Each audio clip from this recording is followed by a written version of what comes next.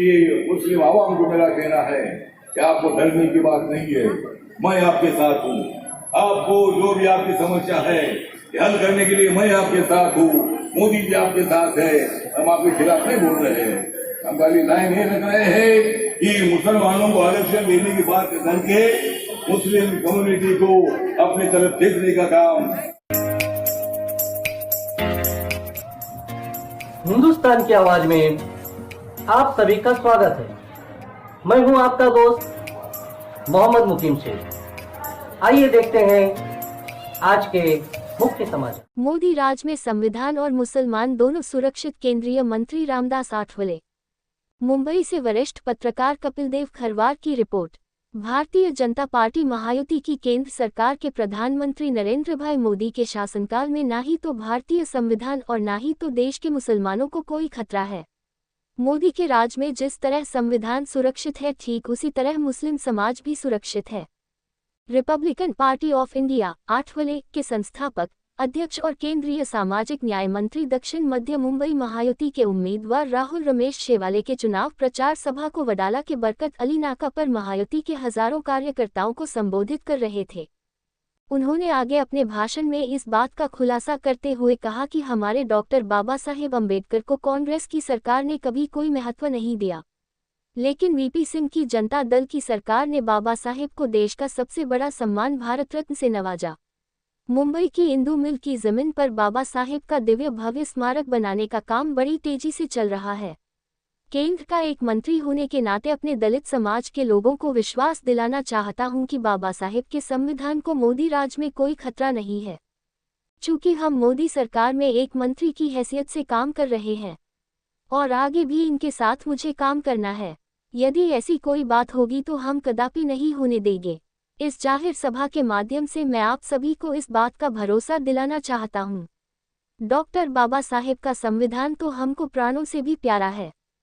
रही बात मुसलमानों की, तो मैं आपको बता देना चाहता हूं कि मोदी सरकार हर गांव में आवास योजना के तहत सभी जाति और धर्म के लोगों को पक्के घर देने का काम कर रही है। सभी किसानों और वरिष्ठ नागरिकों को आर्थिक मदद दिया जा रहा है, जिसमें किसी प्रकार का कोई भेदभाव नहीं हो रहा है। अब रही बात मुस्लिम समाज के लोगों की सुरक्षा की, तो मेरा ऐसा मानना है कि कांग्रेस के शासनकाल में देश में आए दिन जातीय दंगल होते रहते थे। रोज कहीं ना कहीं बम विस्फोट हो रहा था, बेगुनाह और निरपराध लोग मारे जाते थे। लेकिन जब से केंद्र में भाजपा की सरकार बनी है, तब से ना तो कहीं दंगा फसाद हो रहा है और ना ही तो कहीं बम विस्फोट हो रहा है। यही बात आप सभी से कहने के लिए वडाला के बरकत अली नाका पर आया हूं कि किसी के बहकावे में ना आकर आगामी 20 मई को सुबह ही मतदान केंद्र पर जाइए और राहुल शेवाले का चुनाव चिन्ह धनुष्य बाण का बटन दबाकर इनको तीसरी बार दिल्ली की संसद भवन में भेजने का काम करिएगा। धनुष्य बाण को वोट देने का मतलब मोदी को मजबूत करने जैसा है, और मैं ये बात पूरे विश्वास के साथ आप लोगों को बता रहा हूँ कि मोदी के राज में मुसलमान और संविधान दोनों ही सुरक्षित है और आगे भी रहेगा। जय भीम। इस मौके पर पूर्व सांसद चर्चित अभिनेता गोविंदा, महाराष्ट्र अध्यक्ष चित्रा वाघ, राजू वाघमारे ने भी राहुल शेवाले के पक्ष में आगामी 20 मई को मतदान करने की लोगों से भावनात्मक अपील की। प्रचार सभा में भाजपा के वरिष्ठ नेता और मुंबई के पूर्व उपमहापौर बाबूभाई भवानजी, नीलम गोरे, सिद्धार्थ कसारे, पुष्पा कोली, मामी, संजय डोलसे, अनीस पठान, महादेव साल्वे, दीपक कांबले, गौतम गायकवाड़, वैशाली जगताप, प्रभावती रणदीवे, साधना मिश्रा, मनीषा शिदरुक, संतोष गुप्ता, लल्लन सिंह, दिनेश कंबले और राहुल शेवाले के स्टार प्रचारक अनिल त्रिवेदी प्रमुख रूप से शामिल थे। पुष्पा कोली, मामी, ने पुष्पहार से सभी नेताओं का स्वागत और सभा का सूत्र संचालन और आभार प्रदर्शन संजय रणदीवे ने किया। आज हम अपने चैनल के प्यारे प्यारे दर्शकों को रामदास आठवले का एक ऐसा भाषण दिखाने जा रहे हैं जिसमें उनकी तुकबंदी वाली कोई शायरी नहीं है। उन्होंने केवल विकास के मुद्दे पर मोदी के पक्ष में राहुल शेवाले को जिताने वाली लोगों से भावनात्मक अपील की है। मुस्लिम आवाम को कहना है कि हमारी एनडीए आपके खिलाफ नहीं है। जानबूझकर कांग्रेस पार्टी आपका नाम लेकर हमारे एनडीए को बदनाम करने की कोशिश कर रही है। जो भी योजना नरेंद्र मोदी जी ने लागू किया, 50 करोड़ लोगों के अकाउंट बैंक में खुल चुके हैं। उसमें हिंदू है, मुस्लिम है, दलित है, ओबीसी है, सभी लोग हैं।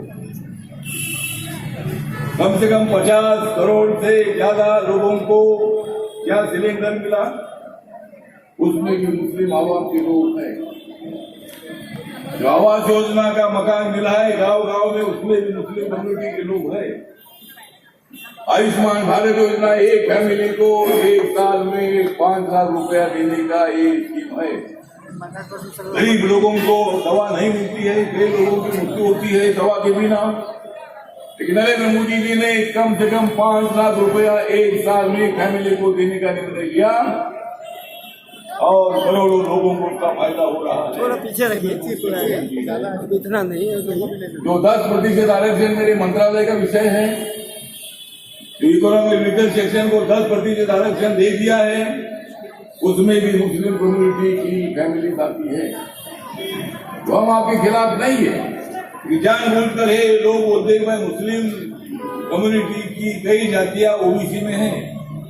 मंडल कमीशन में कई जातियां कालीकर कमीशन ने जो स्टडी किया था और अपने देश के संविधान में धर्म के आधार पर आरक्षण देने का प्रावधान नहीं है। दलित आदिवासी ओबीसी को आरक्षण जो मिला है तो सोशल इनइक्वालिटी पर मिला है, विषमता पर मिला है और उसमें भी मुस्लिम कम्युनिटी के कम से कम 80% जातियां उसमें आती है। लेकिन आज ये कांग्रेस वाले जानबूझकर आपको आरक्षण देंगे इसी मुद्दे को उठा रहे हैं। ये मुद्दा कोर्ट में टिकेगा नहीं, लेकिन जानबूझकर समाज में फूट डालने की आदत कांग्रेस पार्टी को है। डिवाइड एंड रूल की पॉलिसी करने की इनको आदत है। आज तक इन्होंने दलित और मुसलमानों का वोट लेकर राजनीति की, लेकिन हमारे सवालों की तरफ ध्यान नहीं दिया। बाबा साहब अम्बेडकर जी के मेमोरियल के काम उन्होंने पूरे नहीं किए। मैं उनके साथ था। एक बार मैं इस इलाके से मैं चुनकर आया था लोकसभा में और बार बार मैं कांग्रेस के मिनिस्टर को मिलता था, लेकिन उन्होंने ध्यान नहीं दिया।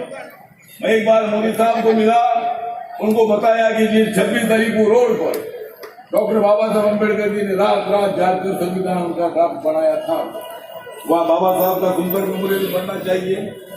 मैंने उनको बताया था कि डॉक्टर अम्बेडकर फाउंडेशन का खाली ऑफिस पर पड़ा है, वह एक विज्ञान भवन जैसा एक मेमोरियल वहाँ खड़ा होना चाहिए। वह डॉक्टर अम्बेडकर इंटरनेशनल सेंटर बना है। मम्मी को भी मऊ में चाहिए। बाबा साहब अम्बेडकर जी का अच्छा मेमोरियल बन गया जन्मस्थली में। और अभी दादर में चैत्य भूमि के बाजू में हिंदू में की जगह की कीमत थी 3,600 करोड़ रुपया। वो जमीन 1 मिनट में नरेंद्र मोदी जी ने दी। कांग्रेस के जमाने में बहुत बार हम लोगों ने आंदोलन किया था, लेकिन कांग्रेस पार्टी की तरफ से कभी निर्णय होता नहीं था। उनको दलित मुसलमानों को वोट मिलता था, 27 जी उनको मिलती थी, सवालों की तरफ ध्यान नहीं आता था, ध्यान नहीं दिया जाता था। लेकिन नरेंद्र मोदी जी ने एक फटके से मतलब एक जमीन 3,600 करोड़ की बाबा साहब की नोट दी और वह 1100, 1200, 1300 करोड़ रुपए खर्चा करके वह बाबा साहब का चाचू 350 फीट का फाउंडेशन 100 फीट का अमेरिका में न्यूयॉर्क में स्टैच्यू ऑफ लिबर्टी की ऊंचाई जितनी है उससे भी ज्यादा ऊंचाई वाला बाबा साहब का चाचू अरविंद जी के पास खड़ा रहेगा। एक बहुत ही बड़ी हासिलता हमारी है। नरेंद्र मोदी जी के साथ जाने के बाद हम सब लोग मतलब बहुत सारे निर्णय हो रहे हैं और इसलिए मुस्लिम आवाम को मेरा कहना है कि आपको डरने की बात नहीं है। मैं आपके साथ हूँ। आपको जो भी आपकी समस्या है हल करने के लिए मैं आपके साथ हूँ। मोदी जी आपके साथ है। हम आपके खिलाफ नहीं बोल रहे हैं। हम खाली लाइन ये रख रहे हैं कि मुसलमानों को आरक्षण देने की बात करके मुस्लिम कम्युनिटी को अपने तरफ खींचने का काम राहुल गांधी जी कर रहे हैं। लेकिन राहुल बाबा को हमारा कहना है कि राहुल बाबा आपको प्रधानमंत्री बनने के लिए बहुत टाइम है, पहले आप शादी करो, बाद में मंत्री बनकर जो प्रधानमंत्री बनकर सोचो। आपने शादी करनी चाहिए। गाँव गाँव की बोल रहे दादी कब करके देखे राहुल गांधी शादी, और गाँव गाँव की बोल रही है दादी तीसरी बार प्रधानमंत्री बनेंगे नरेंद्र मोदी। इसलिए हम सब लोग नरेंद्र मोदी जी को प्रधानमंत्री के नहीं, लेकिन नरेंद्र मोदी जी 18 घंटा काम करते हैं, देश के बारे में सोचते हैं। आज आपने देखा है और ब्रिज बन रहे हैं, रेल में सुधार हो रहा है, बहुत सारे विमान के अड्डे बहुत अच्छे बन रहे हैं, उससे रोजगार मिल रहा है। कम से कम 46 करोड़ लोगों को मुद्रा योजना का लोन मिला है।